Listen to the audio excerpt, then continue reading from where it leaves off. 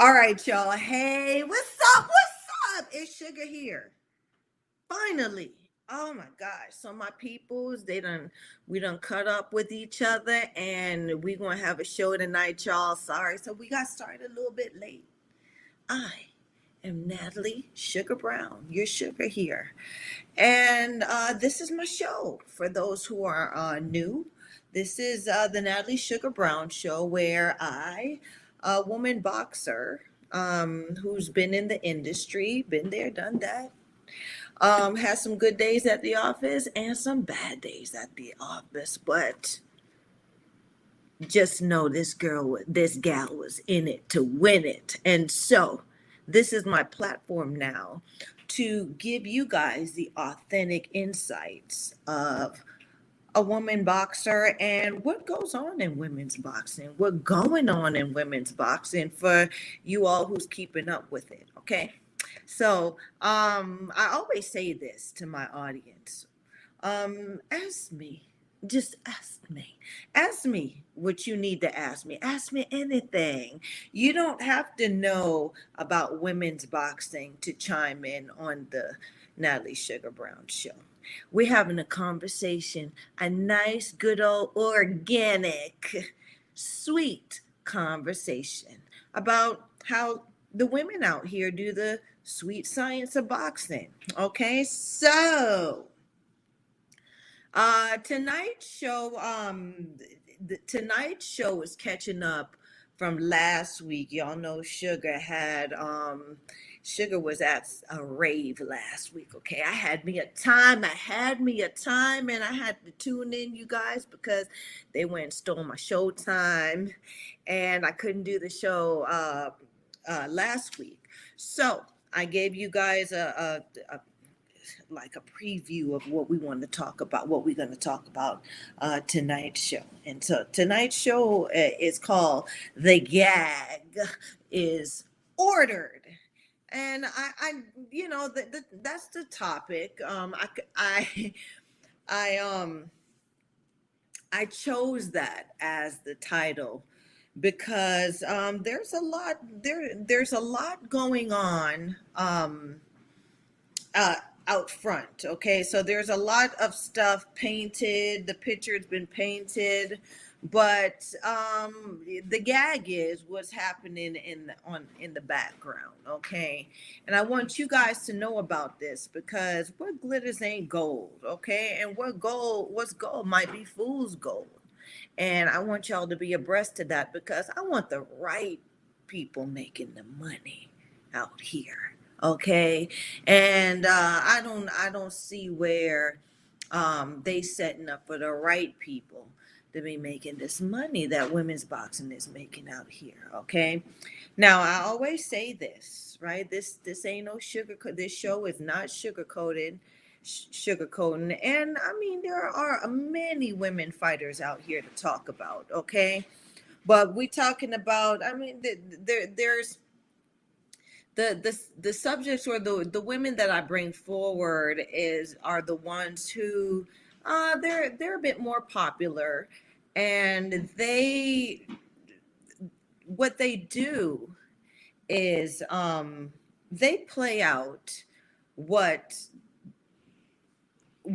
they actually are playing out what the issues are, and so I can spotlight it better with these gals than or these broads better than those who don't really have a name as yet, because uh, to have a name in this business nowadays, uh, you're only one fight away, so um my lovely assistant put together a little slideshow. And so, lovely assistant, can you drop the first image, please? All right. So, you guys, um, this image right here, is about this matchup, Terry Harper versus Cecilia Brækhus. Okay, and y'all know I need to get off her neck, but um, Terry Harper is it ain't Terry Harper either. It's Cecilia. I call her the bag lady, right? Because check out the previous episodes, right? Um, Cecilia Breakers is a crone now, and y'all know at this point, for those who are true, y'all know what crone is. But for those who are new, I'm going to explain quickly, briefly. So, a crone in this business is a female fighter who is over 35 years old. Okay, so she is matured in the industry, and you know, she's her muscles are solid and her teeth are long, and that doesn't necessarily mean that she is past her prime. As a matter of fact, being a crone between the ages of between 35 and I would say 41 is a woman boxer's actual prime, because they've matured and they've developed into the fighter that they have been working all the years previously to be. Okay. So Cecilia Brækhus is a crone now. She's 41 years old and she's fighting Terry Harper. The gag is okay. So the thing about this matchup is these are two. Cecilia Brækhus is a crone who got dethroned by her 147 welterweight reign for I think it was damn near 20 years reign of being the undisputed women's welterweight champion. Her reign was dethroned. She was dethroned by Jessica McCaskill, who, I'm just waiting to see what the shenanigans are, because I think she's, what it looked like is she's waiting us out because she think we going to forget that she's not supposed to be no 147 champion, because she decided to try to go down to 140 pounds and fight Chantel Cameron to be the undisputed junior welterweight champion. So 140 pounds, junior welterweight or super lightweight championship. And so when you're a champion of one division and you go down to challenge a contender for titles in another division, especially a lesser weight, that means you vacate your title. You vacate your seat where you are because you're trying to take another seat somewhere else, right? Especially if you lose. So she lost. Jessica McCaskill lost in the match between her and Chantel Cameron. And now she's gone silent. She's gone silent, and I think her and she's the robot for her manager and I think trainer Ramos. They're just waiting until hopefully people forget, or we forget that that technicality has to be acknowledged, and hope they're hoping that she can jump back and claim to be the welterweight champion. But I digress. These two here, Cecilia Brækhus and Terry Harper, are now matching up at 154 pounds. Okay, so Terry Harper used to rally at I believe 130 pounds, okay, which is lightweight from what I understand. Okay, so rallying at 130 pounds, and it looked like the making the weight was hard for her, and so she got knocked out by the girl who just had a wonderful showing performance, Alicia Baumgardner. She fought Ella McCallid and dropped McCallid a couple times in the fight, showing that she is the dominant. She is the dominant fighter in the ring. And although Ellen McCallid is a great contender, she was not ready. She wasn't ready to try to come test the bomb, Alicia Baumgardner, and take those belts off of her. So, Terry Harper now, in losing her footing as a champion in the lesser weight division, I believe of 130, has moved up almost 20 pounds to middleweight, 154 pounds. And so you guys that knows boxing should know that that's a substantial jump. Okay, 2 pounds makes a difference in boxing. So to jump that high and be a contender is very impressive. And so Terry Harper is trying to now rally at this middleweight, and she's trying to now stand out in this weight division as if not the champion, as one of the most dominant contenders rated in this division. Now, Cecilia Brækhus is a crone. She's been dethroned at 147, and it looks like that time has gotten to us, and when you get the croneship, you really don't feel like making no damn weight. When you in croneship, you're like, shit, I can fight.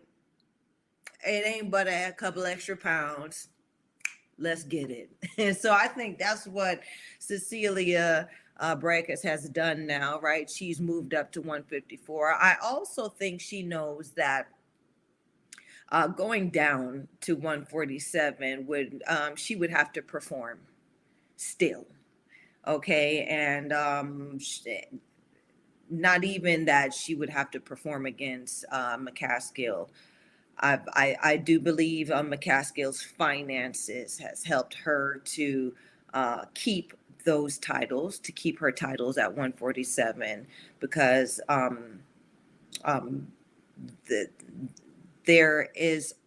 she has not shown, Jessica McCaskill has not shown where she is fighting the opposition that she should fight to make that weight division I don't want to say respectable, but make that weight division valuable right now, right? The contenders are who makes the division valuable. So if there are no contenders in a division, that division loses its value because there's no bodies to generate interest. And without interest, ain't no money being put on the table. Okay, so 147 has become a weak division because the champion has chosen to fight has chosen to not extend herself in fighting the opposition that brings value to her weight division, right? At this point in women's boxing, the value does the champion or the top contenders, the belt holders in the division, do dictate the value of the division, right? So if you're a belt holder and you ain't busting a grape and you ain't fighting nobody and you on that bull jive, well, guess what? That's what your division's going to be, because no one's seeing what the value is, and your value, you are just as good as your performance. Hence why people, pad records and fight tomato cans, because they want people to think that they're fighting the contenders in the division, and these contenders are not no, are not up to par, which the gag is they're just not, these champions just are not choosing the valuable opposition in their weight division. Okay, so um, just gonna outline what this matchup is looking like. Okay, so Cecilia, well, Terry Harper is there on the left. Okay, and like I said, Terry Harper is 26 years old. She's a young broad in the game. Okay, I didn't even realize she was that young. So she has some time. She got some time. She got a good 10 years before she reaches crone-ship. So according to the industry and according to anyone who wants to invest into women's boxing, she would be the most what word am I trying to find? She would be the most attractive between the two, because there is potential for longevity in her career. So she has more time to fight, and she has more time to develop, and she has more time to bring money and draw value to wherever she is, as long as she's moved properly. Okay, and as long as she stays healthy, physically and mentally. Okay, so then we go into her record. So her record, she has 13 wins, 1 loss by KO. Alicia Baumgartner KO'd her, and 1 draw. Okay, she's won 6 of her 13 victories by KO. So she has a little bit. Everyone. I guess if you're not KOing anyone, you're really not saying anything. Now KOs are the thing, but when women's boxing was really authentic, it was hard to KO another broad, right? Because the earlier women, or the old school women, were actually getting in the ring with opposition that was comparable to them, who were very skilled just like them, who trained just as hard as them. And it was more so not A side, B side, BS type of thing. It was, may the best woman win, right? And may the best woman win, meaning we're just grateful that we have the opportunity to step into the ring. And what we're going to do is we're going to leave it all in here, because women don't get this opportunity. So you're going to get the best out of both women in the old school at those times, because they knew that there was no place reserved for them. So this may very well be their last showing. Okay. Terry Harper is ranked number 2 in the UK in her weight division of 154, and she's ranked number 3 in the world. Okay, so top 5. This is a top 5 contender at this weight. Not sure, right? I guess those who are chiming in, I want y'all to think about this, right? If we're going by the rankings and what's on paper, ask yourself, what does it take? What does it take for a broad to get ranked? What does it take for a broad to get that spot, number 2? in her country, number 3 in the world.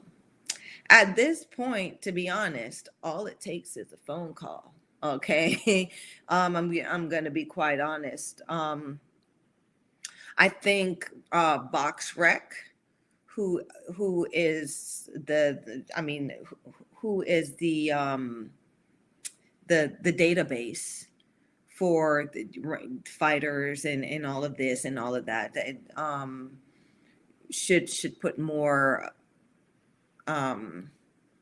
should put more prerequisites into why they rank a contender a certain way and how they rank contenders a certain way.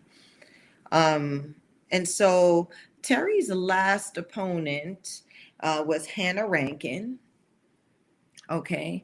And Hannah Rankin kind of is laying low. She had a victory, but what she's known for is her previous showing, her previous victory over a fighter named Alessandra from, I believe Alessandra was from Mexico, where Alessandra was beaten into a coma. Well, beaten so badly that they had to induce a coma, and she's never been the same since. Okay, so I think that the fight there with Hannah Rankin was mismanaged, and it really put a black eye on all who were involved, the promoter of that fight, the boxing commission, the referee, and all of that. So Hannah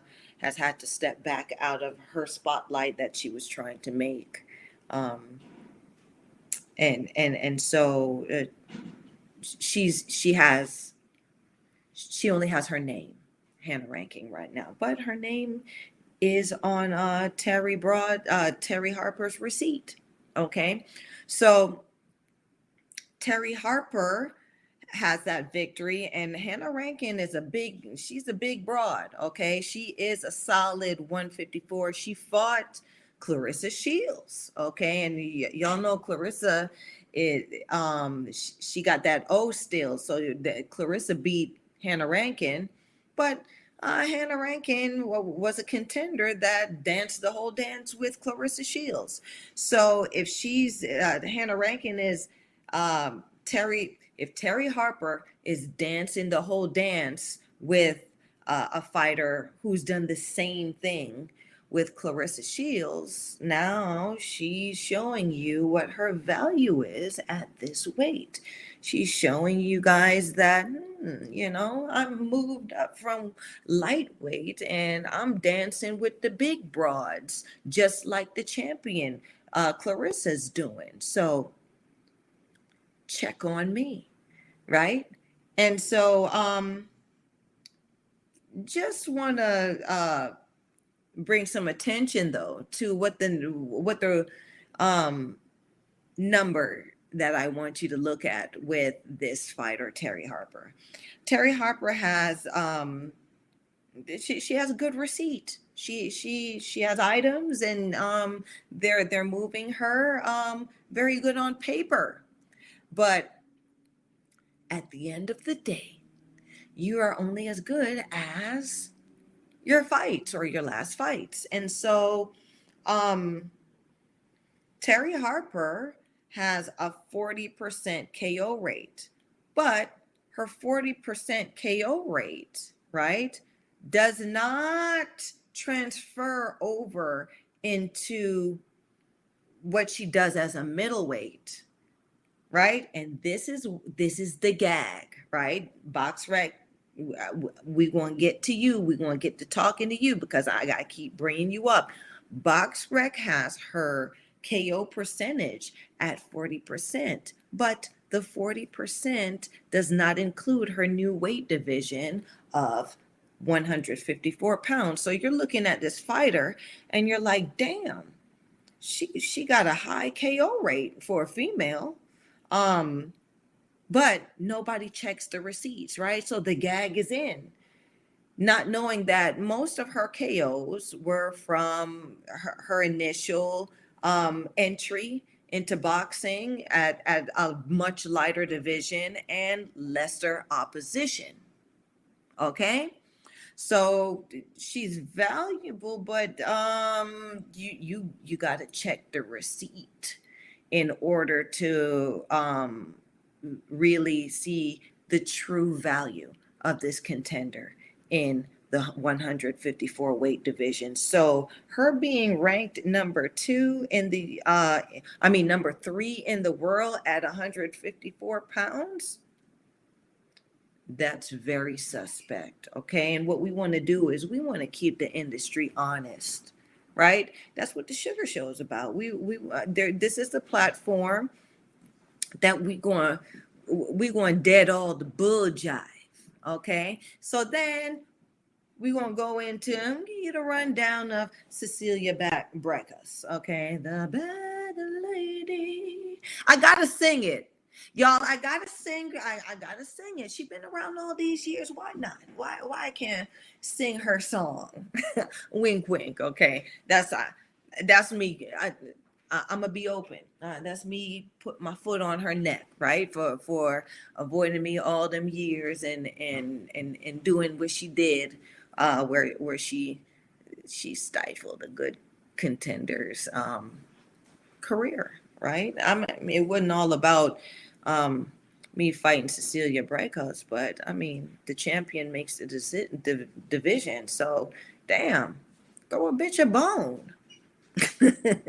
Anyway, so Cecilia Brækhus, okay, been in the game for a very long time, so her number going to be big. Like she's going to have a lot of items on her receipt, and she's fought opposition in her weight division. That's one thing Cecilia Brækhus ain't going to do. She not going to fight outside of no 147. You going that dial going to hit the number.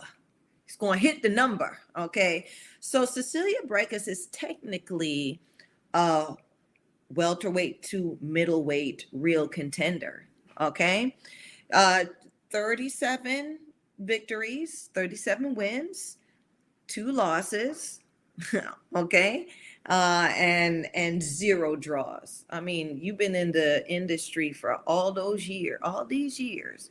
You've had all these fights. This is women's boxing, y'all, and you ain't had no draw. And you've had okay, I guess. Okay. Out of the 37 victories, 9 of Cecilia Brækhus' victories have been KOs, but check the receipt of the KOs, okay? And you got to go even deeper because her people orchestrated it nicely. A lot of fighters are coming forward now about the shenanigans of going over to Cecilia Brækhus, because you had to go. She never left her porch. You had to go over to her side of town, or you had to fight her in her yard. And in fighting her, you're gonna fight the ref, you're gonna fight the commission, you're gonna fight everybody when you step off that plane and when you start heading to the ring. So right, so they're gonna make sure they beat you up however they can before you actually get in the ring. And then when you're in the ring with Cecilia, you're fighting 2 people instead of 1, right? Because that ref, watch Cecilia Brækhus' fights, and you'll definitely see the ref tag teaming for the bad lady, for your girl there. It's quite interesting. And so Cecilia's last opponent, Cecilia is ranked number 1 in Norway. Okay, so she's always represented Norway. Well, she represented Germany at one time, but she's ranked number 1 in Norway for sure now. That's what's on record. Okay, and she's ranked number 1 in the world at 154 pounds. This is what I'm seeing on BoxRec on Box Rec, y'all. I just don't understand how this crone is ranked number one in a division that she's never actually fought in recently. She has not fought in that division. And if she has, it has been some time where other people have been actively fighting in this division, right? Uh, Name, so to speak, Natasha Jonas. So I don't understand. Y'all help me out. So her last opponent is Marissa Portillo. And I've gone back into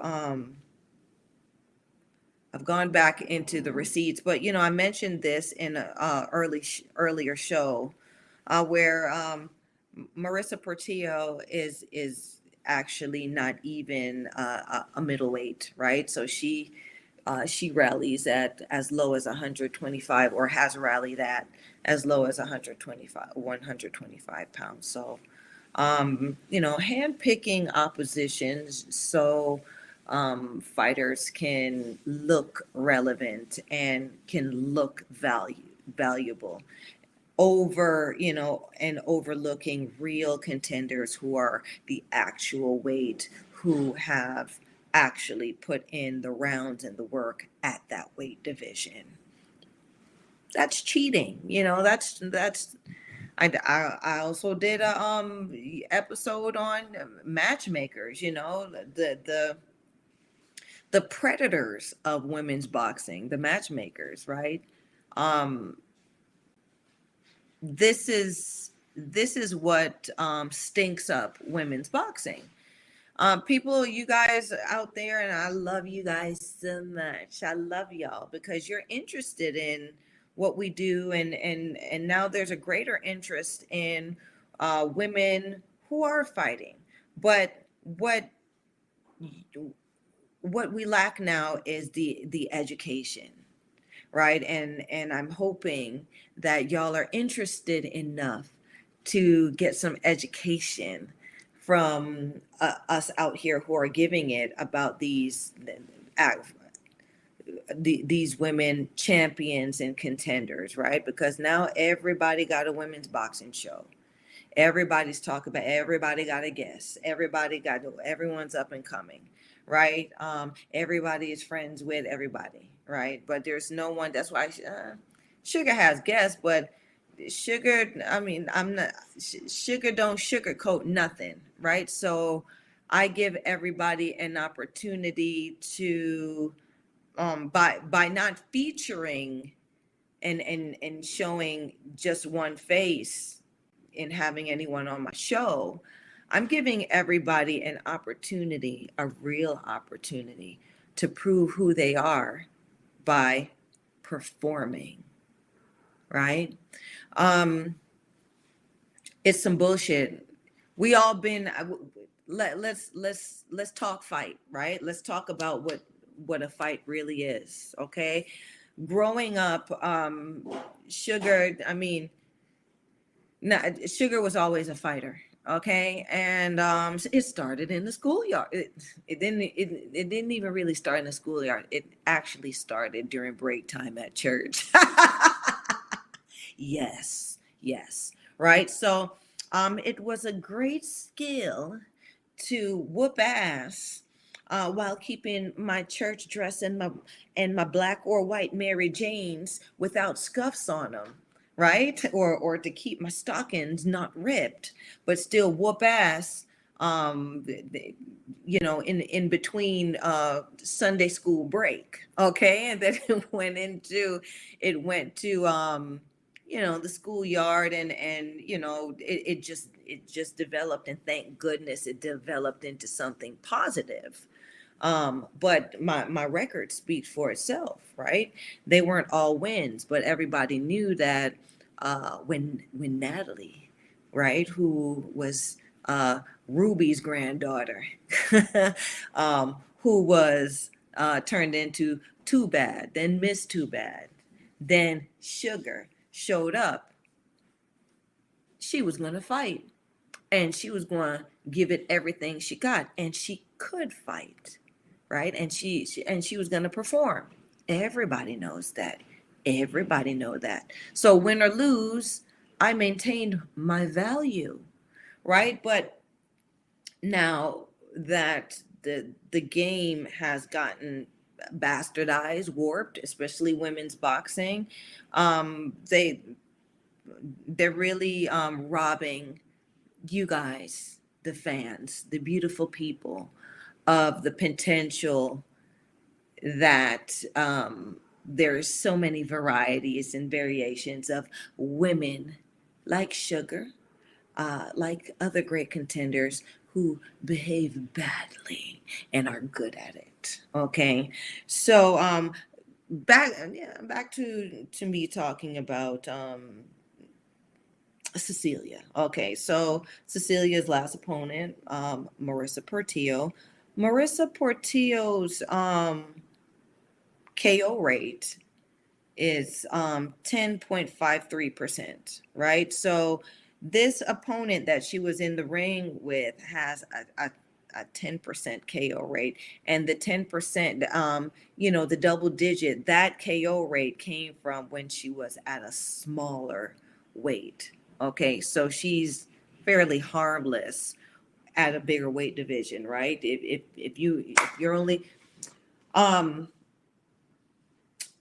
the formula goes, you're a different fighter uh at a different weight, right? You're not it's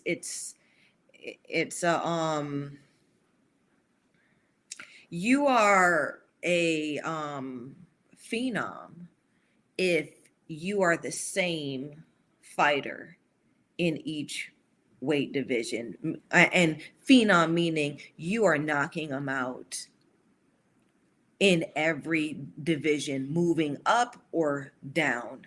Okay, which is where these stanking pound for pound lists come from, which I will visit in a little bit, right? But that's what all of these, that's what the whole thing is about, right? So in Sugar, not really, bringing no faces. The only faces that y'all may see in the place are women who have already done it. We've stepped out the game, and now we can sit back and talk about it and talk about our body of work, right?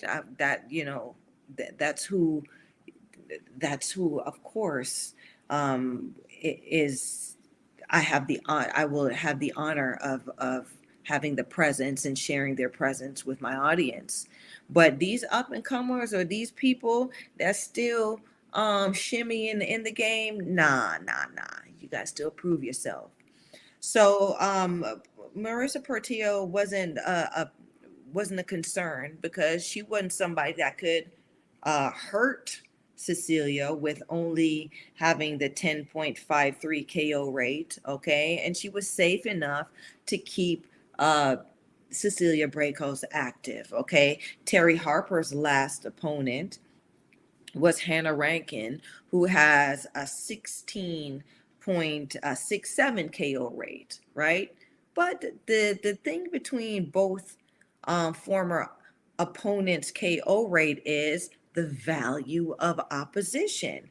Marissa Portillo's receipt or Skid Row may not be as tough as Hannah Rankin's Skid Row, right? So we have to do a bit more research and dive a bit deeper. But the fact that Terry Harper fought Hannah Rankin, um, aside from any other contender, valid contender in the division, is because Hannah Rankin has a name, but she only has a 16.6 KO rate.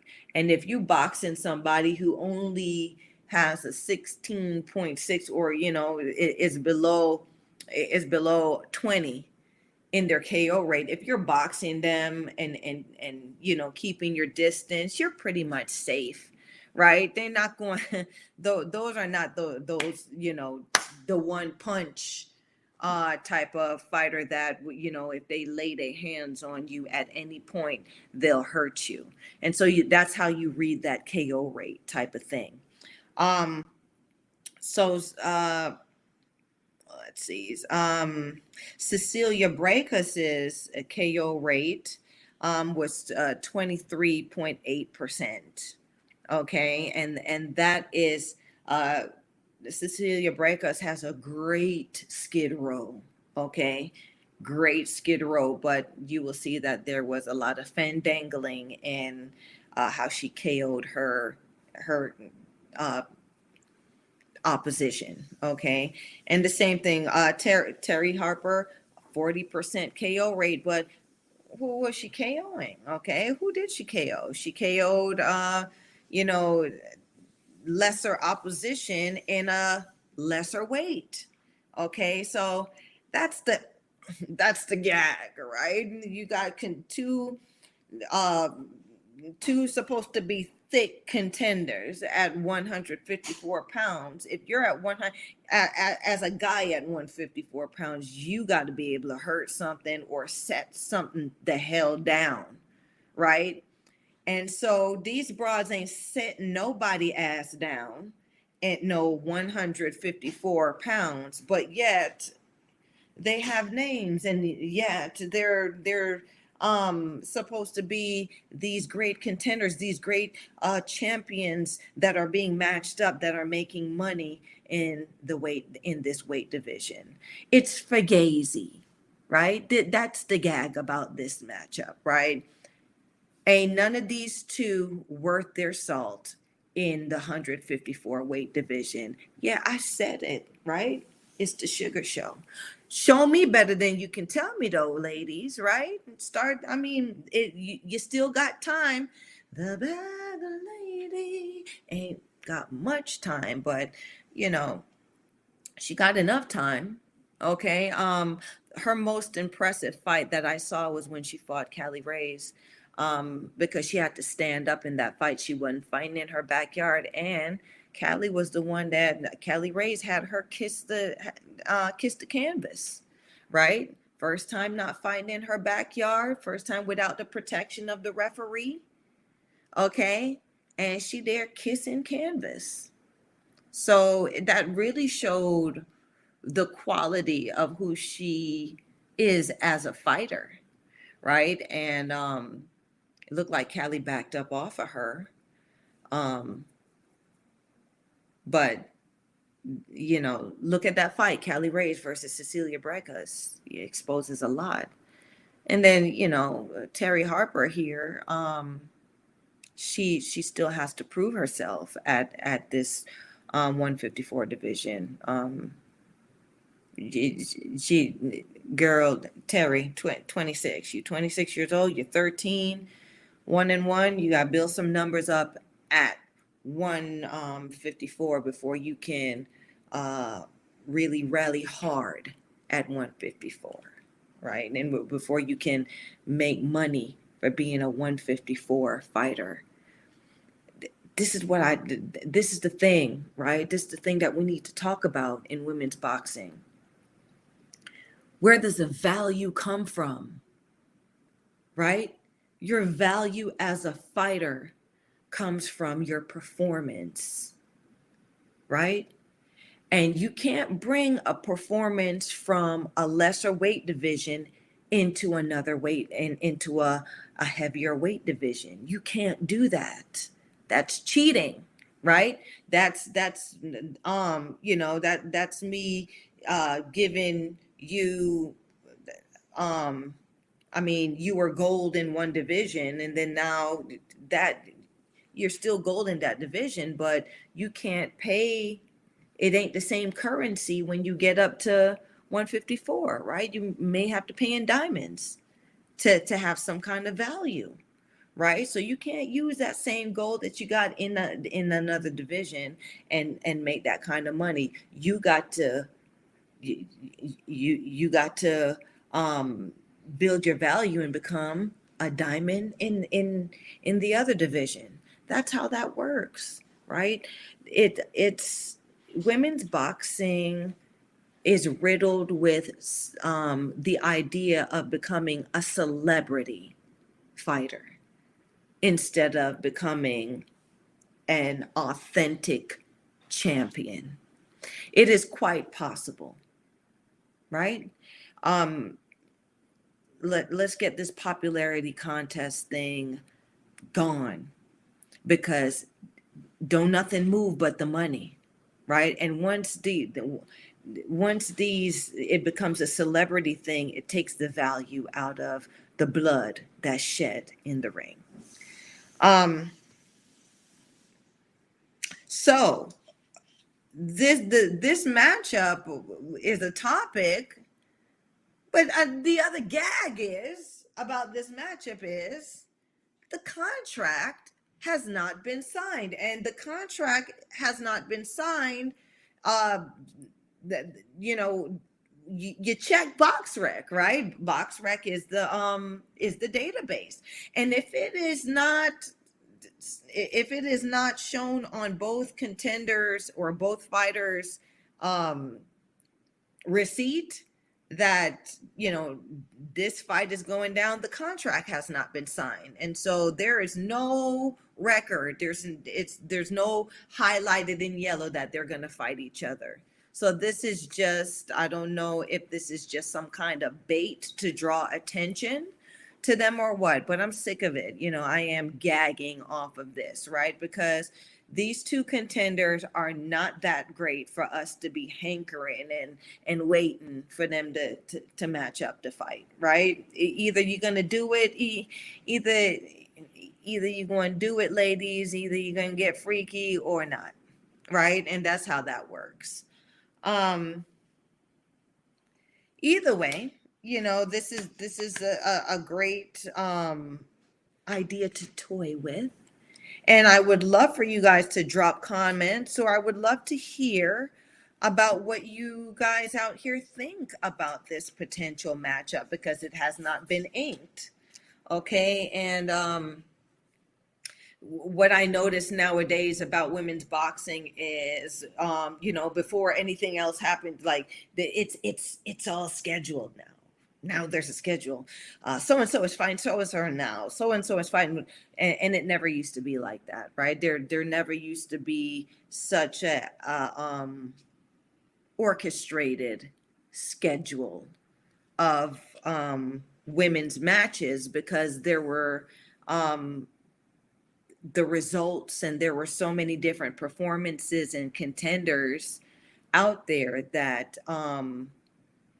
any fight could be a great fight. Right now, this is just at this point they're just putting names together, which I think you guys can, these promoters who are doing this can do a lot better. Women's boxing, get your reputation back, get your face back, get your wallet back, right? Because I see where we're giving it away.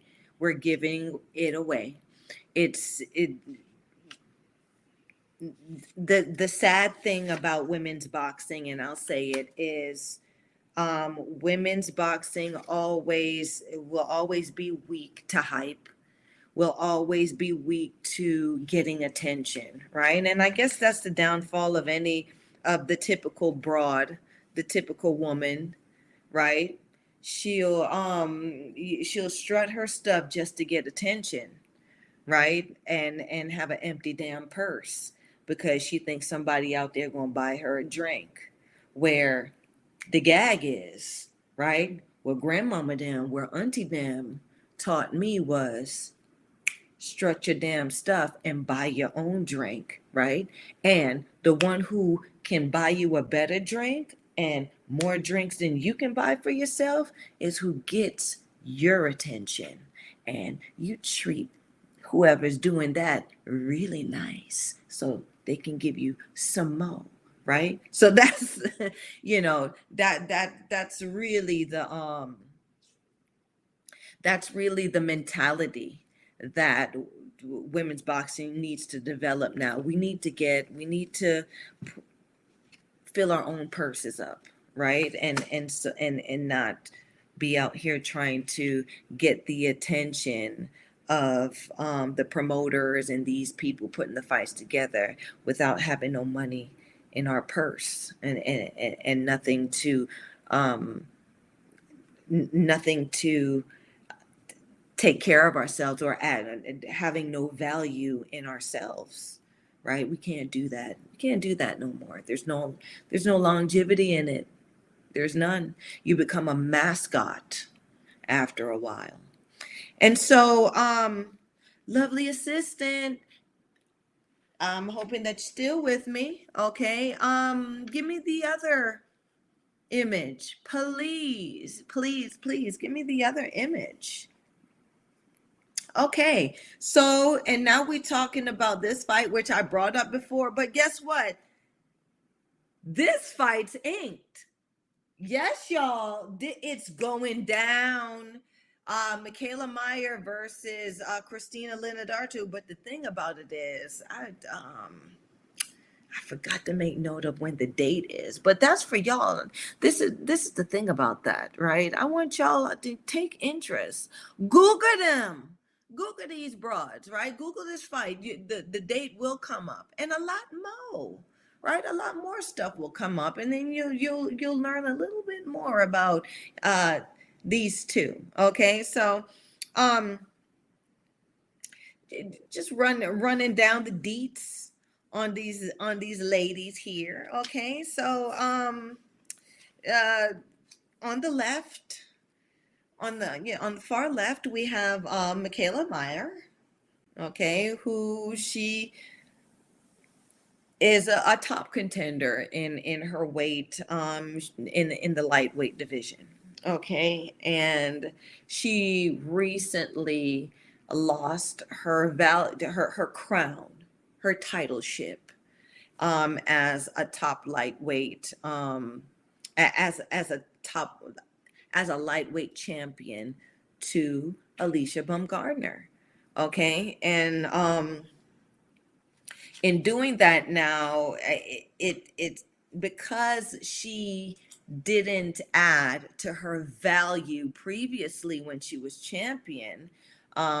She was doing it the Fugazi way. She was fighting orchestrated matches that were safe, protected matches, and all of that stuff. When she lost her title, because if you're a champion, people got to believe that you're a champion. Okay. When she fought Alicia Baumgardner beat her before, I would say beat her before they even got into the ring, because Alicia Baumgardner, through her words and her actions and her confidence, convinced the crowd, the spectators, that she was the better one. She was the best. And so by the time fight time came, Michaela Meyer also performed as though she started to believe Alicia too, that Alicia was the better woman in the ring, where she didn't let loose like the champion should, and she didn't dominate like the champion should. So Alicia Baumgardner took her title.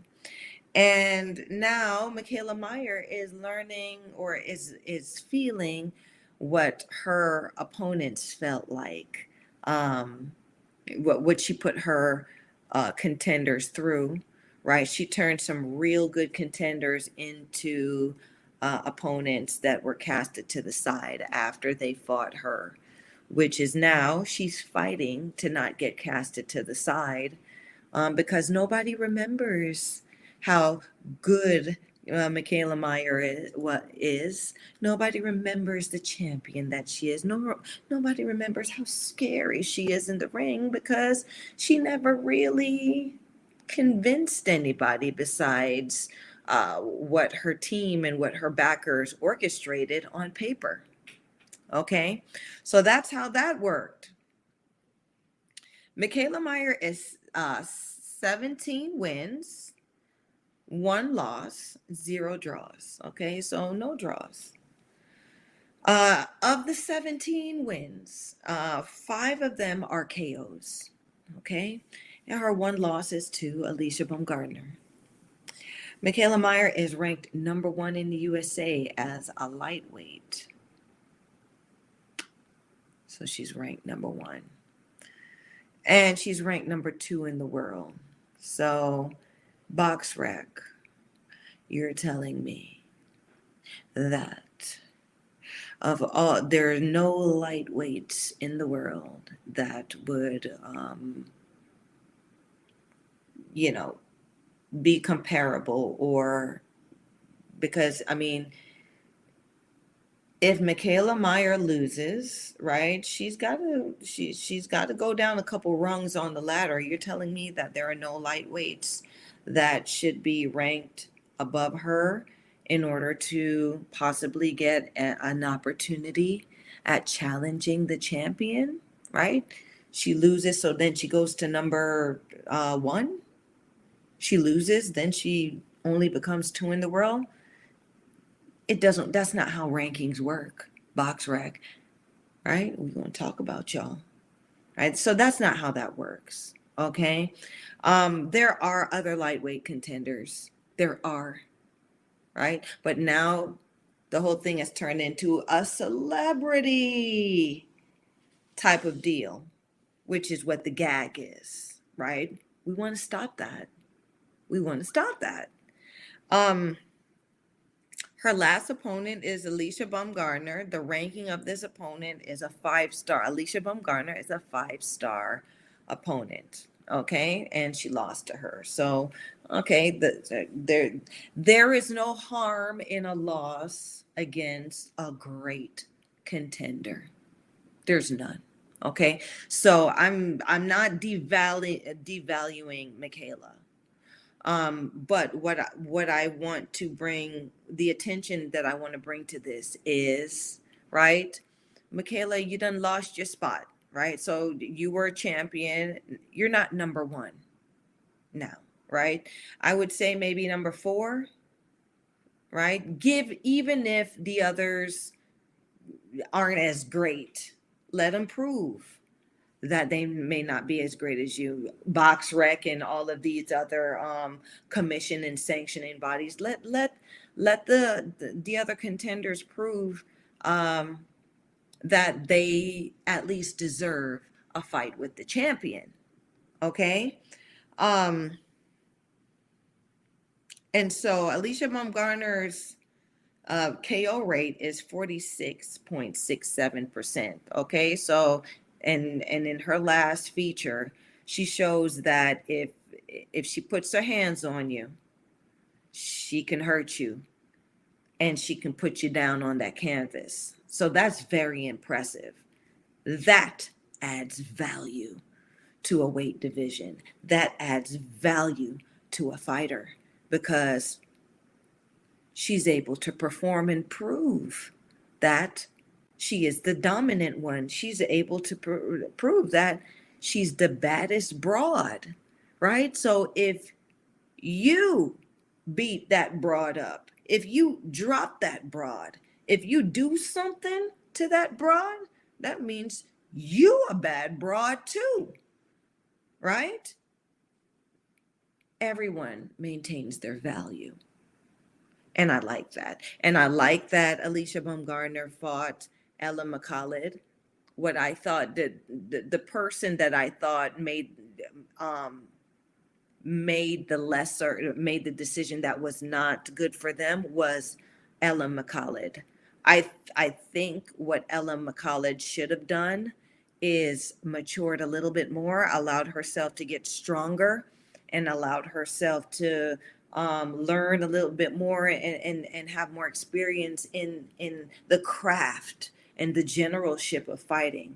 Otherwise, it would have saved her getting her ass dropped so many times in that fight with Alicia Baumgardner that happened just recently, right? She's Ella McCallid can fight. She can box. She's a good fighter, right? But and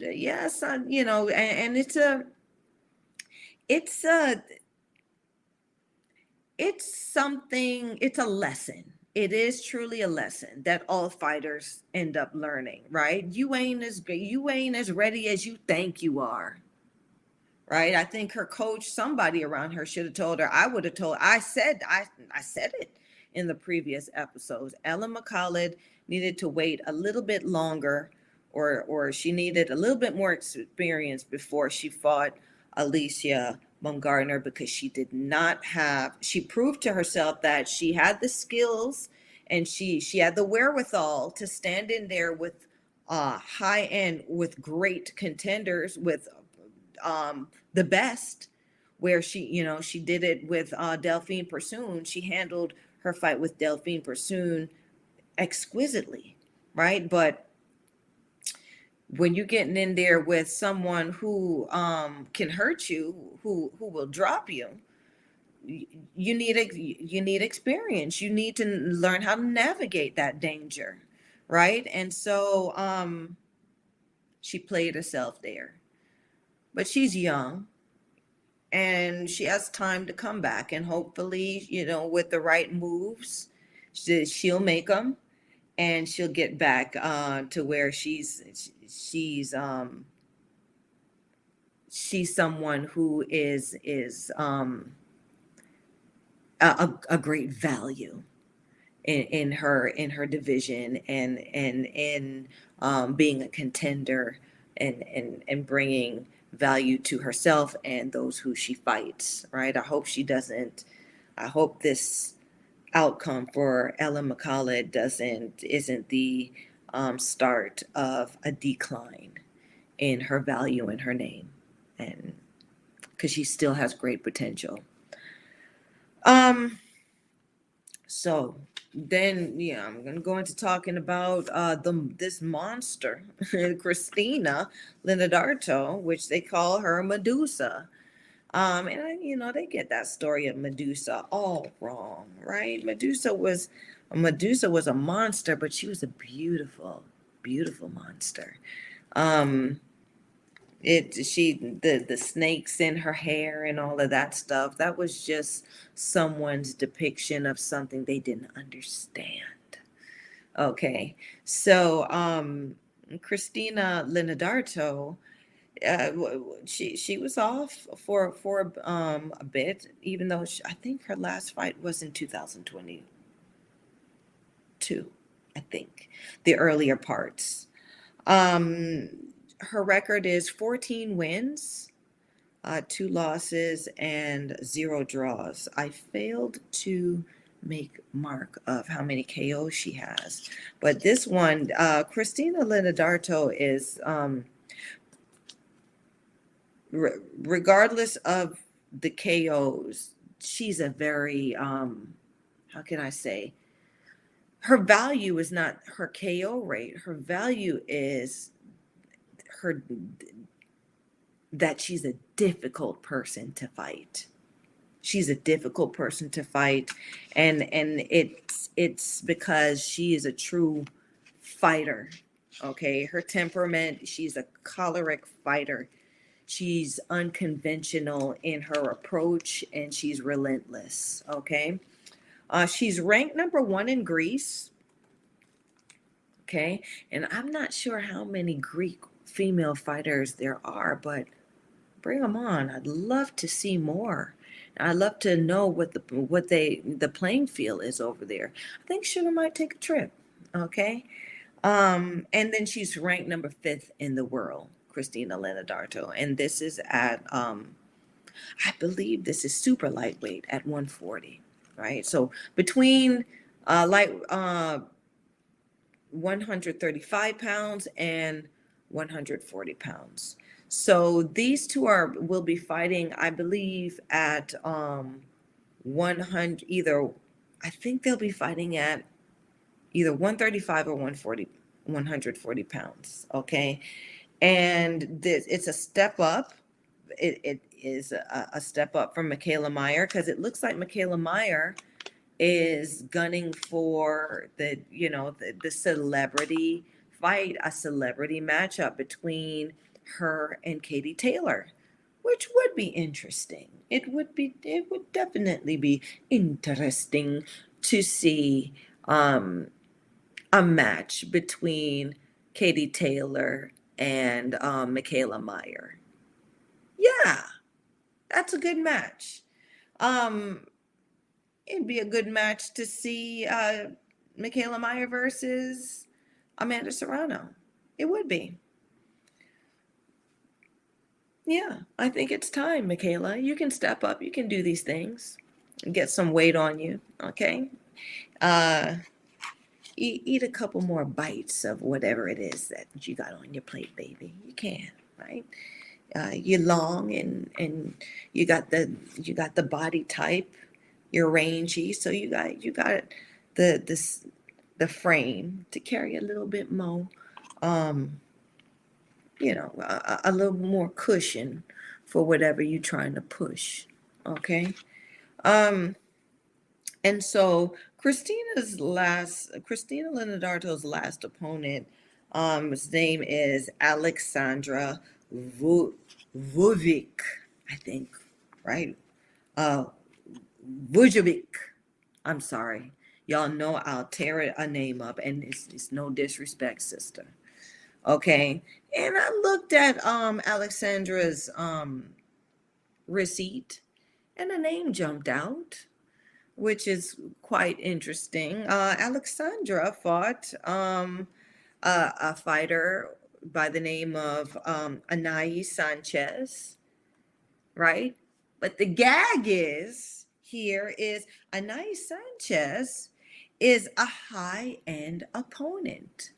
She she her people them has given her a record or has orchestrated a record to where she looks, I think she's like 21 and 4 or something like that, but they have amassed a record where she looks like she's a champion material, right? But then you look on her record and you've seen that she's fought people 0 and 4 or 2 wins and 8 no, 2 win 20 losses, them 4 and 40 type fighters, right? That's when you look. And then you start seeing names like for instance, other fighters, who else? Who is on Anais Sanchez's hit receipt? Goodness, well, Sandy Ryan. You've got Chantel Cameron on her list. You've got uh, Jessica McCaskill. You've got names of champions on this high-end opponents list where, you can tell on her receipt that she was just paid to be a number on on a record, to be orchestrated, for you guys to feel like you're paying for a quality opponent or a quality contender, which is not the case. Okay. So that one was, it, they did well. They did well in putting that one in on everyone's receipt, right? Because you'd have to dig and you'd have to know what you're dealing with, or you have to know what you're looking for in that case. Okay. But okay, high-end opponent. Christina Leonardo's KO record is 6.67%, I believe. Let me just double check. That may not. Let's see. Yeah. So 6.67%. That doesn't mean she didn't beat the crap out of who she had in front of her. And the thing about Christina Leonardo is, she is I don't want to call her a journeywoman, but she would be, because she's a road warrior, not a journeywoman. She's a road warrior, because she's the one that she has gone out there and extended herself and taken all the risks to fight people in their own hometowns, fight people in their backyards. She's never been on her own porch in a fight. And so that really also affects the outcome of a match, of a fight. Okay, so this 6.67% may not reflect the true potential and value of this fighter, Christina Leonardo, which is why, I don't know, I think Mayer might be, after fighting Alicia Baumgardner, then to fight Christina Leonardo, she probably should have taken a break and fought somebody who she could extend herself against, but not be in the position where she can potentially get beat up or hurt, right? A contender that would help her build her confidence. Not a tomato can, but a contender that would help her solve a lot of her confidence issues. If you guys can connect with what I'm trying to convey.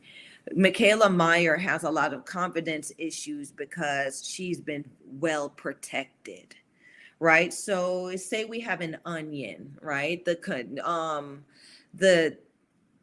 Her contenders, or the people they put in the ring now with Michaela Meyer, the layers need to start being peeled back.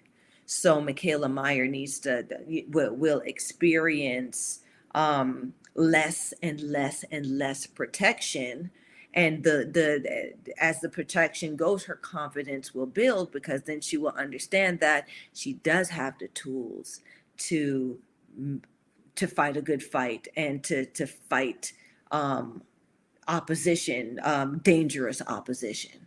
Okay. And that's all I have to say about that. I look forward to this matchup. I think there is more value in this matchup than in the previous matchup that you guys saw. That's what the gag is, right? Terry Harper versus Cecilia Brækhus. Ain't no juice in that orange. You finna squeeze a dry orange. You ain't gonna get no juice. But now, Michaela Meyer versus Christina Leonardo, things might get a little juicy in there. I would like for y'all to tune in and give a keen eye to how this thing turns out, because this one is a pretty good matchup. Congratulations, Michaela, for stepping up. I really commend you on that. I don't know if it's you or Coach Al who's decided to do that, but the papers have been signed. And so, yeah, kudos, girl. And Leonardo, this is your chance, right? This is your chance to also bring value to your name and to shine as one of the more dangerous contenders in this super lightweight division. So bravo, ladies. I look forward to this thing happening. So lovely assistant, what we got next? What we gonna talk? Lovely assistant, hey, okay. It says pound for pound, y'all. It says pound for pound. So I told y'all we was going to go, and I'm not going to show no faces. We just going to talk about this. We're going to talk about this. We're going to talk about this. Okay. It came up, the ESPN pound for pound, women's pound for pound list came up, right? And where the names at? Okay, so the ESPN pound for pound list came up, and I just beg to differ. Okay, I am going to I am going to recite the ESPN's pound for pound women's boxers list. These are the women in the world, Craig, that ESPN, who is, I like to go off of ESPN because ESPN is a common media source. So everyone's looking at ESPN, right? Everyone looks at it, and so the conscience the conscientious, or the, you know, the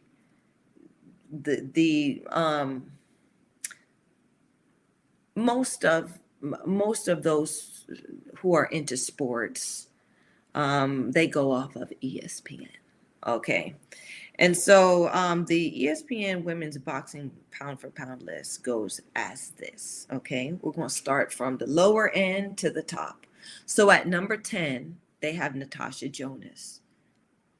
Okay. So Natasha Jonas, I think Natasha Jonas is the undisputed women's middleweight champion. Okay, so she fights at 154 pounds, and she got all the belts. Okay, she's the broad to beat. Okay, then at number 9, we got Franchon Cruz. Franchon Cruz just became the undisputed women's, I think, light heavyweight champion? I know it ain't heavyweight. No, sorry, not light heavyweight, super middleweight champion, okay, which is the division.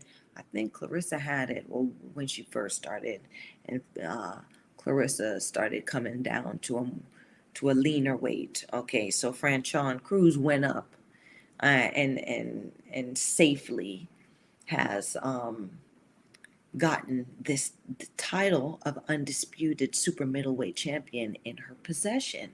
Okay. And then at number 8, they have Seniesa Estrada, who is, I believe, Seniesa Estrada is bantamweight. Okay, so 122, I think, 122 or super bantamweight. And Seniesa Estrada is one of the, I would say, is one of the best women's boxers out here. But they put her at number 8. She's in a smaller weight division, and from what I see, she has not been fighting. She need to go down to Mexico. She need to go down to Argentina. She need to go over to them Asian countries where they got them baddies in the lesser weights, right? Because in North America here, in Europe, they used to, over in Germany, Susie Kentakin or something like that. They used to have some great women contenders in the lesser weight classes in Germany, but it's been decades since that, right? So Seniesa, in order to make your name, you got to go down into the belly of the beast. You got to go down into the trenches and come up with some contenders that's going to show the crowd and going to show the audience and the fans that you're worth your weight in. You bring value to that weight division, and it is a division that they should be interested in and want to pay their money to see who is the lady that behaves the baddest. Okay. At number 7, ESPN has Chantel Cameron, who is I would say she's one of the better contenders. She's she's undisputed light welterweight champion. So at 140 pounds, okay, she has all the belts, and her performances have been solid. Okay, so I like what she's doing. And like I said, her victory over Jessica McCaskill, because Jessica McCaskill thought she could come down and be the undisputed. She thought she was better or the best, so she went down to 140, and Chantel Cameron beat her up. So in doing that, she technically should not be the 147 champion belt holder anymore. At number 6 on the ESPN list is Michaela Meyer, who we just talked about. Michaela Meyer is a good contender. She's got a pretty decent receipt, Skid Row. It's just that her value is in question. Okay, so she now has to prove her value. At number 5, ESPN has Jessica McCaskill, and so this is top 5 pound for pound. And I'm not sure why they put Jessica McCaskill at number 5, top 5 in the world. Just in her recent matchups, I just don't. The only person who would be a contender, a notable contender as of recently, with Jessica McCaskill is Chantel Cameron. She hasn't fought opposition that would make her pound for pound considerate at this point. Pound for pound, okay? That means in any weight division, this person would perform and be champion material, right? That's what pound for pound means. At number 4, Alicia Baumgardner is rated number 4 by ESPN, and Alicia Baumgardner is actually showing what her worth is, pound for pound. Okay, so she has been facing high end champions, and she's been beating them up, and she's knocked them down. So I think this Alicia Baumgardner is a pound for pound fighter and champion. At number 3, there's the ESPN ranks Amanda Serrano, who had a really, really good fight performance against Erica Cruz. Erica Cruz is an amazing contender. Amazing. It was a great fight. I think those two women added value to their division. I think I commend Amanda Serrano for giving Erica Cruz, a contender like Erica Cruz, a platform to show her value and to make some good money, because it was Amanda Serrano's porch after all, and she could have chosen a high-end opponent, but she didn't. So kudos. At number 2, ESPN has Katie Taylor, who also had a fight over last summer against Amanda Serrano. Okay, and it was pretty decent. I guess track star versus the track star / boxer versus boxer, boxer fighter puncher, right? And so Katie Taylor, she's the darling. So for some reason now, I think it's gone past its expiration date, right? I think Katie Taylor needs to do some more, right? She's number 2 now on the list. Why? Let's see Katie Taylor fight someone like Erica Cruz. Stand and fight, right? Not run away. The issue with Katie Taylor is Katie Taylor has brought this running into professional boxing. You cannot run away from a fight. That's why it's called professional boxing. It's not, people sit there talking about hit and don't get hit, hit and don't get hit. What are we talking about? Tag? Freeze tag? The fuck? It's a fight, right? It's hit, and what you going to do when they try, what you going to do when you get hit, or what you going to do about the hit, right? You're going to block it, but you're not going to run, right? You're going to slip it, you're going to roll it. What do you have?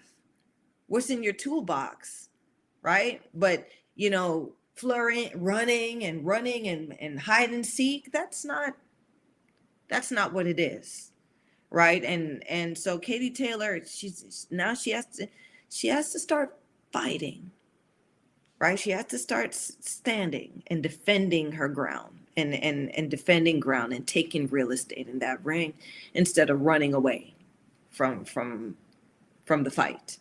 And then at number 1, Clarissa Shields. So, sorry. ESPN ranked Clarissa Shields number 1 on their pound for pound list.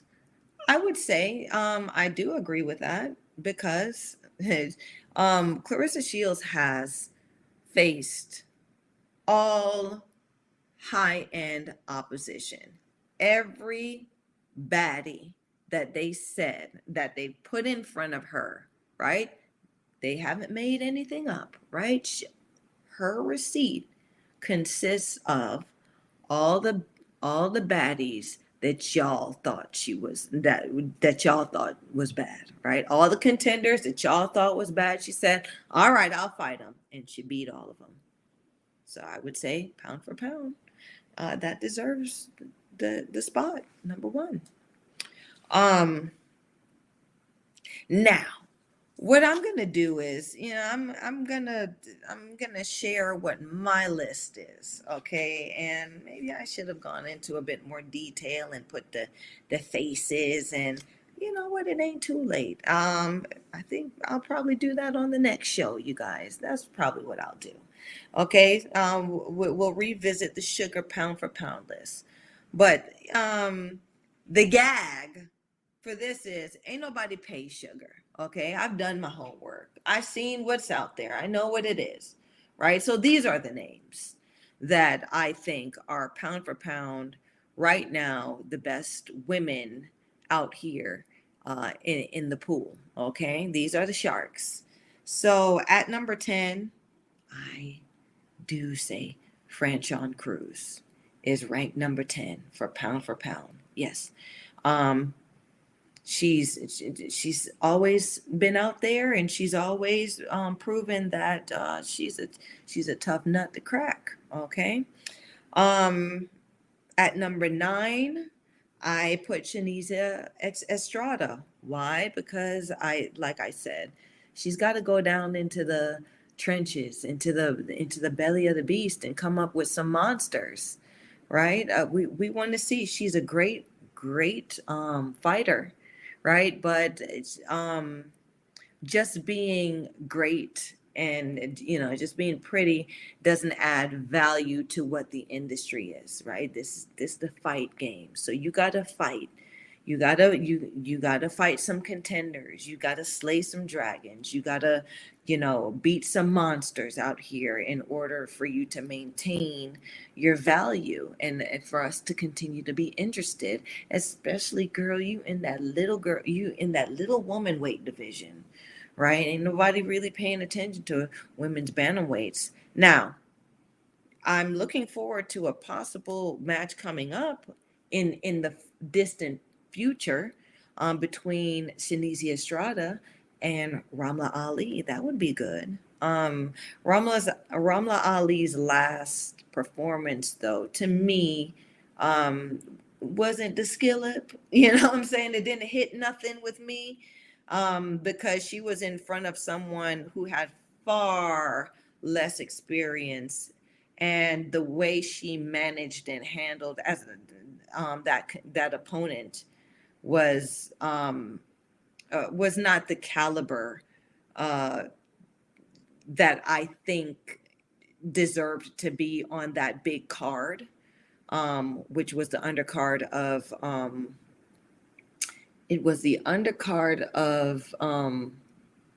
uh, Amanda Serrano and Erica Cruz, as well as Alicia Baumgartner and um, Ella McCallid, right? So was on that undercard, but I think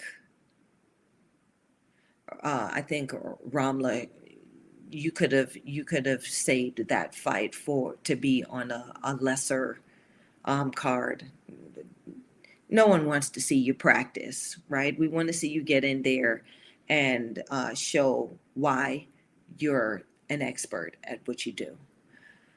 Um, and so moving on, number 8 on the sugar pound for pound list is Natasha Jonas. Okay, so I've given 8. She probably deserves to be a little higher, but there are just too many other baddies on the list that are doing a bit more to for her for me to give her a higher spot.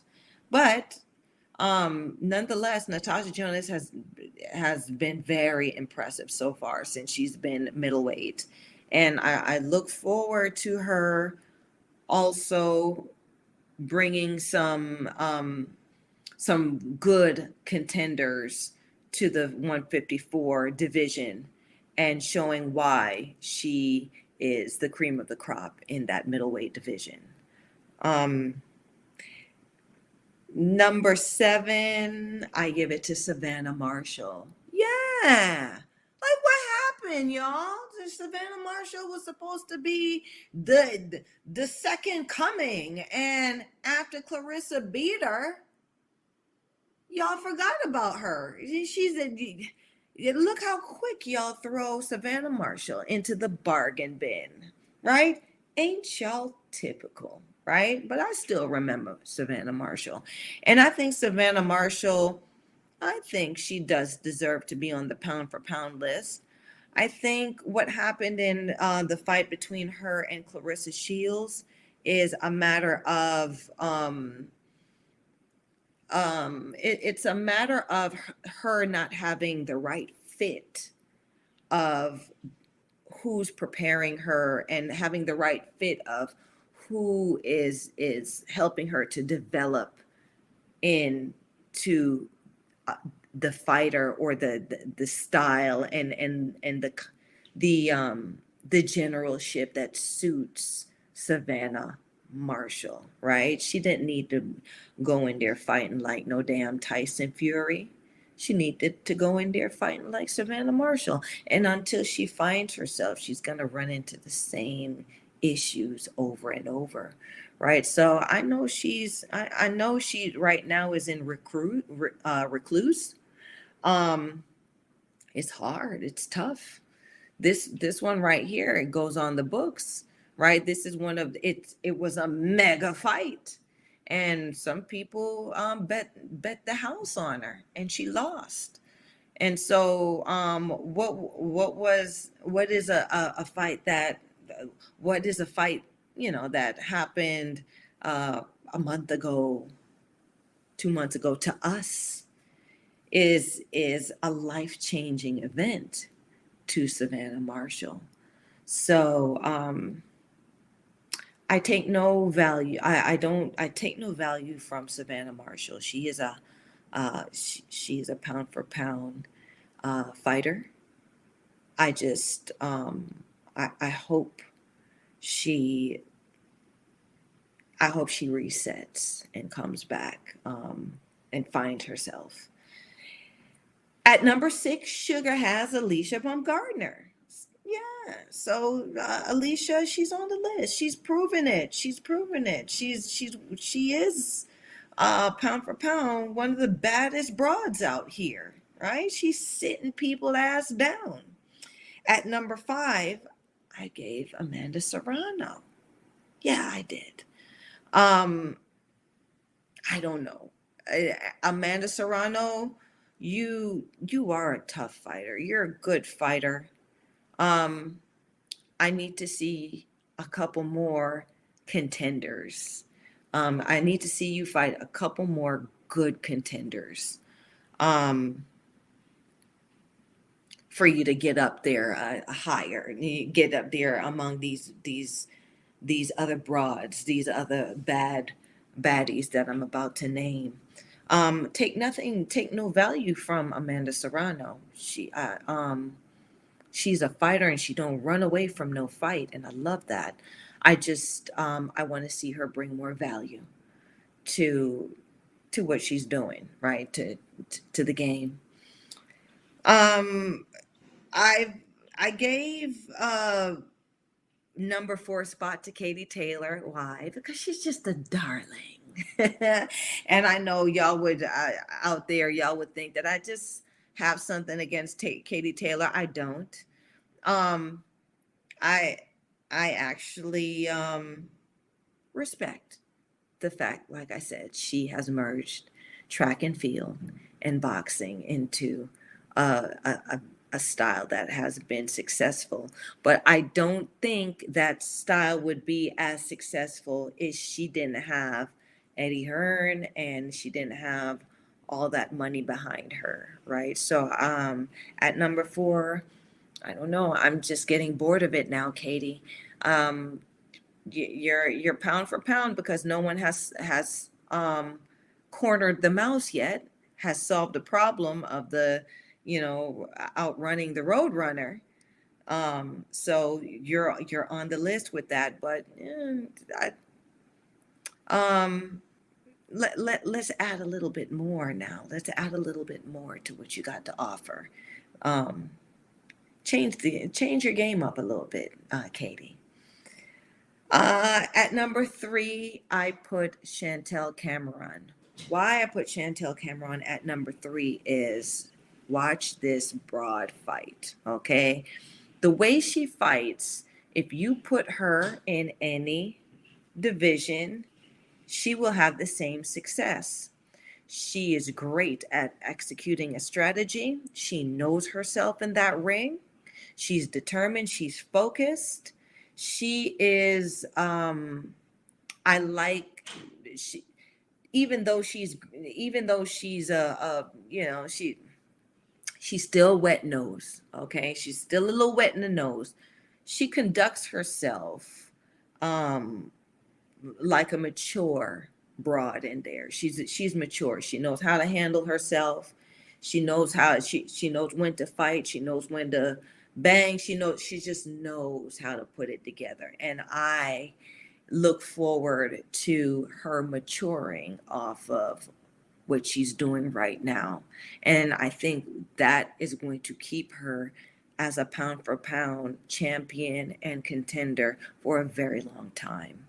Um, because she knows herself and she's learning the game enough to know it. Um,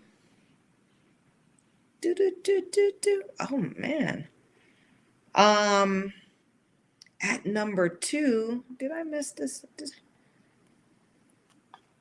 I must have. Yes, I did. Yes, I did. Yes, I did. So boom, boom, boom, boom, boom. We're gonna keep it going. Um, Number 2, I'm gonna throw it out there. Layla McCarter. Yeah. Y'all haven't heard much about this crone. This crone hasn't fought.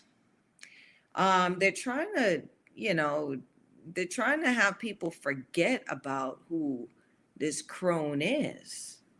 But I would say pound for pound, proven, battle tested, Layla McCarter is right now ranked number 2 in of all the women who's boxing right now. Layla McCarter, y'all check her out. Okay, she's been in this game. She's a I think she's a damn dragon in the game, but no one will touch her with a 10-foot pole. Okay, she's the booger man, booger woman, right? That's everyone's uh got that fright about Layla McCarter. And then at 1, I do agree that Clarissa Shields is pound for pound the best. It just shows she finds a way to win. She's been in there with all sorts, and she'll solve the problem, and you'll see her solve the problem, right? And she's gotten sat down. She's been dropped, and she's gotten up and solved the damn problem and winning. Okay, she's been hurt. She solved the problem and said, okay, you hit hard, so what? I'm still gonna win this fight. Okay, and that's the moxie for a number one pound for pound fighter. They're going to find a way to win, and they will always figure it out, and they will always come out on top. That's pound for pound swag. Okay, so I mean, that's Sugar's pound for pound list. We may revisit it for the next show. Okay, you guys tune in. And so, lovely assistant. What else we got? Because I know we got something else. It's coming on to the we're making the last stretch. So lovely assistant, come on, wake up. What we got? Lovely assistant.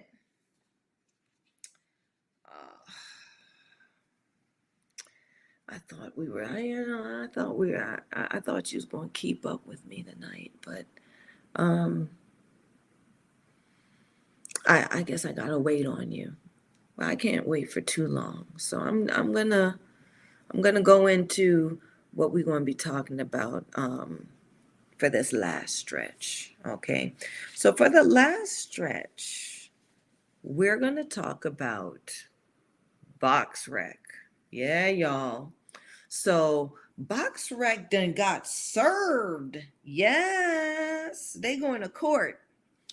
And I'm just going to mention this fighter because Ivana Habazin's manager and promoter is who has served box rec. They filed a federal civil lawsuit in the U.S. District Court. So they coming over here, right? Because I think box rec is based over here. And they done told them people on box rec saying they not doing right. They've said they've also filed this lawsuit, this suit against the ABC, which is the Association of Boxing Commissions. So all the commissions, right, serve under the ABC. Excuse me. And so the ABC, among other specific lists of commissions, are a part of being served this lawsuit because the grounds is box rec is recognized as the boxing industry's official record keeper. Okay, if it happened, it's on box rec. If it's gonna happen, it's on box rec. If it was supposed to happen but didn't happen, it's on box rec. Emmanuel Goodson. I've been talking here the whole time. Ain't nobody chiming, but Emmanuel Goodson says, hello from Ireland. Hey, baby. You put such a smile on my face. Thank you for chiming in from Ireland. That sounds like a good trip. Well, what's going on over there in Ireland, right? And tell me what brings you to Sugar tonight, please. I love that I have you here on the show and you chimed in from my company. Emmanuel Goodson. Okay, so you asking the questions. All right, I'll give you what you want. Where are you from? Okay, so I'm over here on the East Coast of the world. I'm in the United States right now, right? But I go from different countries sometimes. But right now I'm in the United States. And I'm a Southern Caribbean up north gal. Okay, so you'll hear a little bit of everything from your sugar. Um, Emmanuel Goodson say, "I stay awake all night." Ooh, doing what? You got to. Well, I'm glad because I like to stay awake all night too, Emmanuel. Um, Emmanuel Goodson says, "Oh, you're a globetrotter." Yes, I've trotted the globe. I've done that particularly as a fighter. I've done it as a fighter, and so this is my platform to talk about my career and my experiences and what the perspective of globetrotting as a woman boxer, as a female fighter in the game, at what the life is really like and what it means to make money and to build your value and your name, behaving badly all over the world. Um, so no, not MMA, Emmanuel Goodson. Boxing. Um, Emmanuel Goodson said, "I like Jamaican grannies. Do you? Huh?" Well, listen, I had one of the best Jamaican grannies. Yeah. My granny, my family's Jamaican. I was raised by my Jamaican granny, who also relocated to the United States, and her friends were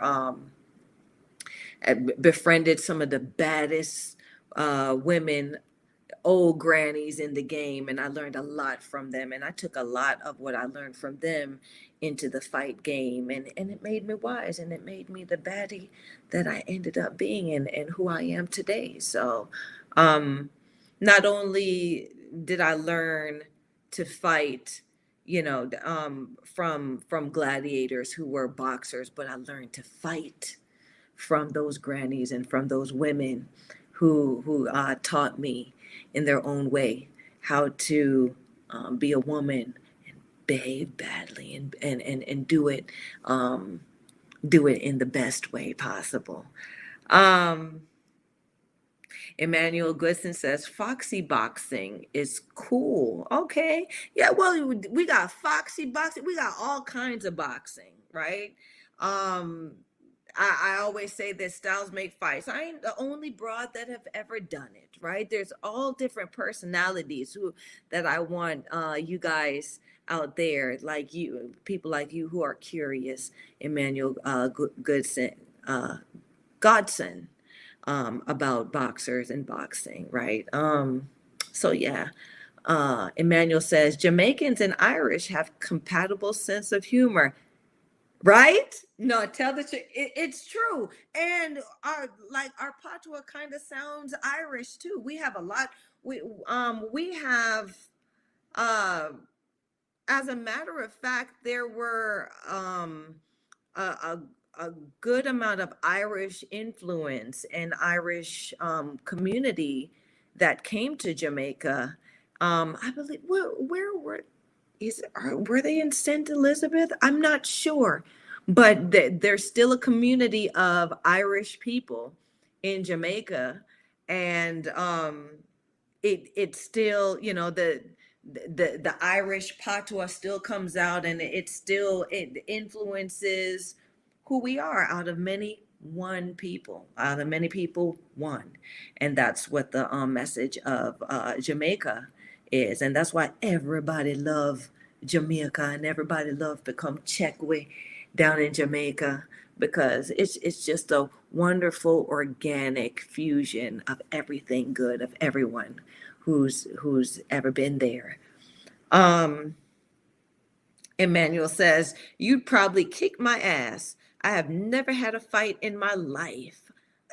You would want to. I listen, Emmanuel. I don't necessarily want to fight. I get paid. I like to fight. And I get paid to fight, but I wouldn't think about fighting somebody right off the bat. I like to get to know my people that chime in, and I like to get to know you before I think about fighting you. Now, what I would love to chat with you about what kind of fight you do like, right? You like it rough? You like it smooth, right? You like it soft, you like it hard. Like, tell me what kind of fight you like, right? Because really that's what it is. The type of fighter you are is just like the type of lover you are. Yeah. Their styles make fights, okay? And it's all about the performance. Um, Emmanuel says, we were slaves too, sent to the West Indies. Yeah, so Irish, there were Irish slaves, and I think the Irish slaves were sent to um, uh, Barbados, and Irish slaves from I know were sent to Jamaica. It may have been other places in the Caribbean, but yeah, y'all are tied on a tie up with we. So ain't no harm, no foul. I think uh, a lot of our stuff just mesh and meld together. Um, Emmanuel says, I like the fights where I don't get hit. Well, sometimes it's the hit. It's sometimes when you get hit, it ain't the hits that hurt. Okay, sometimes you can get the hits that feel good, right? It all depends on the fight that you decide to get into. That's why I like to talk. Like, you done got sugar started, right? I was here talking about box rec being in trouble, and now you done got me uh chatting about what I like. Fight. Right? And the different types of fight. Yeah, so now styles make fights. And even in the ring, I've you finesse, right? So, in front of your opponent, you have opponent, not everything. That's the thing about people think fighting someone in front of you, everything hurts, everything hard, everything is bad. No, there's some good parts in the fight, right? There's some good parts where you move in, right? And what it is you get the person in front of you moving in the same rhythm, and you right, and what happens is the person in front of you, they don't realize it, but they get caught up in your rhythm because it feels good. Yeah, because it's all about rhythm. The greatest says it. The best, the real GOAT said it. Sugar Ray Robinson says boxing is about rhythm, right? And so if you get somebody in your rhythm, that shit feels so good. And then pop, you catch them, right? But then sometimes you get them in a rhythm, and you get close, and you come out, and you get close, and you come out, and you make them feel good getting close, and then pop. That's how that works, right? So it ain't all bad. All the hits don't hurt, right? But you got to watch out what you getting, what you opening up yourself to get hit with. That's the thing. Um, Emmanuel says we forgive history. Um, I the strength is to forgive history. The strength is forgiving history. But we don't forget. And what we do is we learn, because you ain't going to catch me with that same shot, right? You ain't going to hurt me like you did before, right? And I'm not going to open myself up for you to hurt me like you did before. And that's how we forgive, and that's how we learn in history. And we hope in for both parties that the other party who did the harm understands what the effect of that harm has done, and is willing to um, show accountability and grow with the person, or grow with those that have been harmed, and learn a bit more about those that they've harmed and respect them, because that's really all we want in the end, to be acknowledged and respected for our culture and who we are. um Emmanuel says, "Do you know Katie Taylor, Irish champion? She's a good girl." Listen, Emmanuel, you might lose a friend right now. I do know Katie Taylor, and I was just talking about Katie Taylor. Katie Taylor is a good girl. Katie Taylor is a good champion. Like I said, styles make fights. So Katie Taylor has managed to merge track and field and boxing together. Yeah. So her style, I'm not too fond of her style. Okay. But she's quite an accomplished woman in boxing. She's done a lot in elevating uh, Irish women in boxing, where she's paved a way for these gals, and a lot more talent has come. It's coming out of Ireland, and people are now paying attention to the value of Irish women behaving badly. Um, Due to Katie Taylor. Not to say that there weren't Irish women previously. I think Deidre Goddard, Gottery, something like Deidre. There was old school Irish women whooping ass, but Katie Taylor has made herself into a commercial darling that everyone knows and remembers. Um, Emmanuel says, "You're too good looking to be a boxer." Thank you, Emmanuel. That means a lot. From another part of the world, that you think I'm good looking. I really appreciate that. And you know what? Sugar was a fighter, so it took it. I had to be good at what I did to maintain this good look, right? So thank you. I appreciate it. This good looking is I think it's a result of the person that I have grown to be in being a woman and a fighter.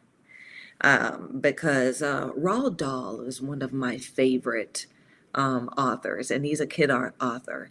And he said something. There was something that I'll never forget. He wrote and I read when I was a little girl, and it says, "Your thoughts, you become your thoughts." Um, yeah, your thoughts project from your you look like your thoughts. So if you think horrible things, or if you think ugly thoughts, you become ugly, right? And if you think good thoughts, you are just as beautiful as those good thoughts. And so I think that's the thing that has maintained me. Emmanuel Goodson says, "Never forget," in caps, never forget. And Emmanuel says, "So you're a professional ducker?" Nah, baby. Um, Check my record. That's one thing I would say. Check Natalie Sugar Brown, Natalie Too Bad Brown's record. Ain't nobody ever ducked over here, right? Um, I knocked them flat on their asses, right? If I could put my hands on you, you was gonna kiss dirt, or you was gonna kiss canvas. And they ducked me. Sugar never ducked nobody. And then that's the story that's out here. Okay, look me up. Um, and I enjoyed that, and I worked hard, even though no one took me up on my challenges. Not many people. I do appreciate those women who did, and who have taken me up on my challenges. I've had some good days at the office, and I've had some bad days at the office, but I always showed up for work, and I always worked hard. Um, so Emmanuel, thank you for checking in, and chiming in, and thank you for the chat. Mwah. Thank you so much for staying up, uh, and coming to see Sugar. Emmanuel says, "My cat Levy says meow to you." Ah, But was it, what kind of meow was it? What kind of meow did your cat say? I've been hearing a lot of stories about cats recently. I think I might have to go get one. Um because and if a cat said meow to me, that means I'm getting some attention, because cats, they don't bother about nobody, right? And if you're a cat person, that cat that cat run the show, that cat naps, that cat does what it wants to do, it sleeps where it wants, and you better not touch that cat if it don't want to be touched, right? Cats are cat cats have that their own thing and way about them. Dogs, dogs are man's best friend, and it's all about man. But a cat, you're gonna learn a cat, right? And that cat gonna make sure you understand where what your place is in its world. I like that. Um, Emmanuel says, "Okay, I'll let you alone to talk now." Okay. Emmanuel comes in, also says, "Get a kitten. It's good for the soul." I will. I will. I think, and I guess, I guess what I need to do is I need to go to where the cat will choose me, right? Because I hear you don't choose the cat chooses you. I think that's just so cool. Emmanuel says, "The cat will train you." Uh, I, you know what? I'm up to learn from. I've always been the type of person that has been game to learn from everybody and everything. I think that's what has made life so wonderful to me, because I've been up and I've been down and I've been everything in between. But it was the experience and learning from each experience is what has kept me going, and is I said earlier, is what has kept uh, me good looking, because I've always tried to have the best thoughts, regardless of what I'm going through. Because there's always something good about it's always something good about the opportunities, good and bad, that you get to experience. Um, but yeah, so I was here talking about box rec, okay, and show done gone into 2 hours because well, Emmanuel, thank you for checking in with me. And your cat, what's the cat's name? Levy, and the cat Levy saying meow. Tell Levy I said, "Mwah, sugar gives your cat some sugar." Um, Emmanuel says, "Do you mind if I follow you to pester you another day? You're fun." Listen, you could come see me. You're not pestering me, Emmanuel. Come by and see me, and come by and chat me up, just like how you doing. I think you're fun too. Yeah, come see Shug. Follow Shug. Like, subscribe, and share. All of y'all like, subscribe, and share this sugar. It is just an honor and absolute privilege to have to have the company and the chat with someone on the other side of the planet where you are. So Emmanuel Goodness says, "I will go now." All right, baby, but come back and see me sometime. Okay? Mwah. Um, so yeah, I was talking about box rec and how Emmanuel didn't come back. Okay, I will go fish. Catch you again, Mrs. All right. Catch you later, Emmanuel. See you, babe. Box rec then got they ass in trouble. All right. They done got served with papers. Okay. Um, Ivana Habazin people them said this is enough. Now, Sue, I don't know if you're watching, it's 2 hours in, okay? But Sue Fox, who is the woman behind the Bible of women's boxing, Okay.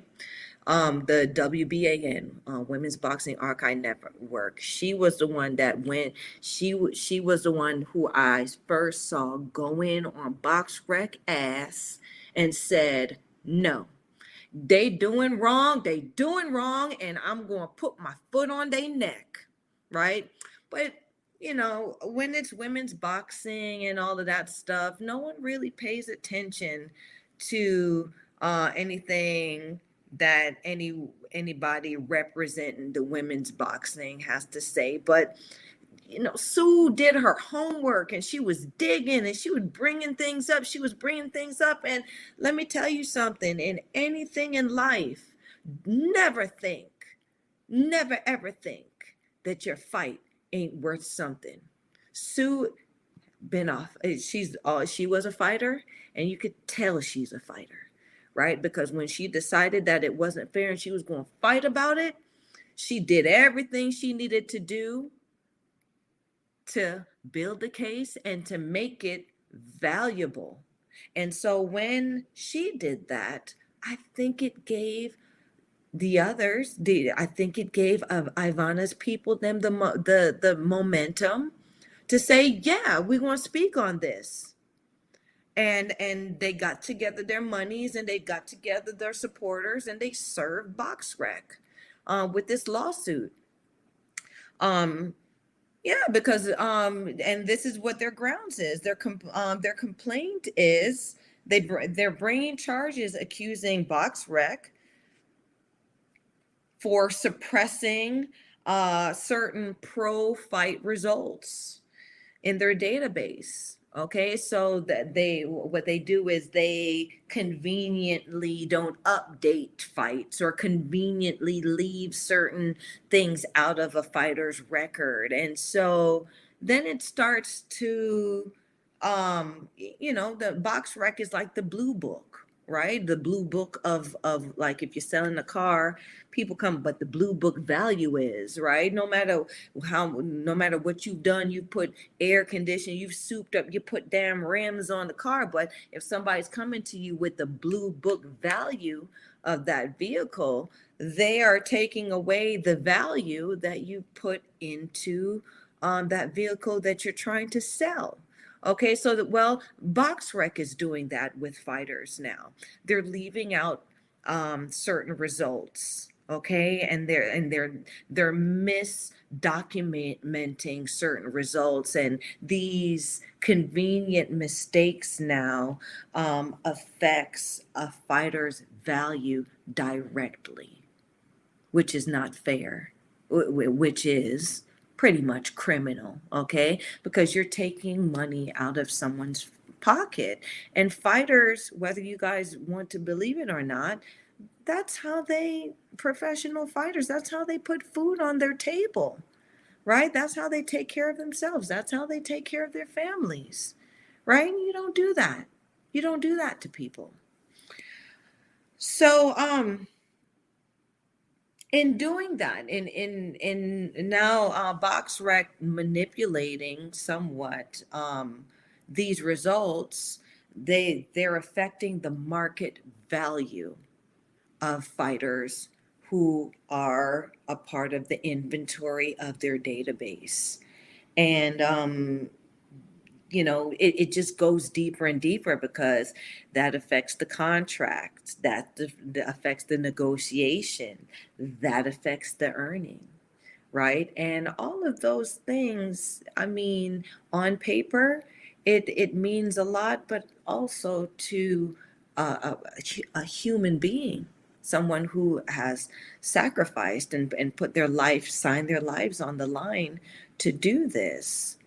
It can possibly even bring someone to suicide, right? Because now your value, no matter what you've done, and the politics of it has been manipulated to where this piece of paper determines um what you put on what you put on the table for your family. That's slavery. That's not fair. That needs to be That needs to be justified. There needs to be justice with that, right? And there needs to be some kind of checks and balances. So it looks like my lovely assistant it has checked out for the night because I know that there is a good image that we had. Sue went and put them people up on her website, a picture of they ass getting served the envelope, and I just thought the audience would get a kick out of it because so the thing about it is uh some people get so complacent in their power. They get so they feel like they're untouchable because they get so comfortable in the power that they have.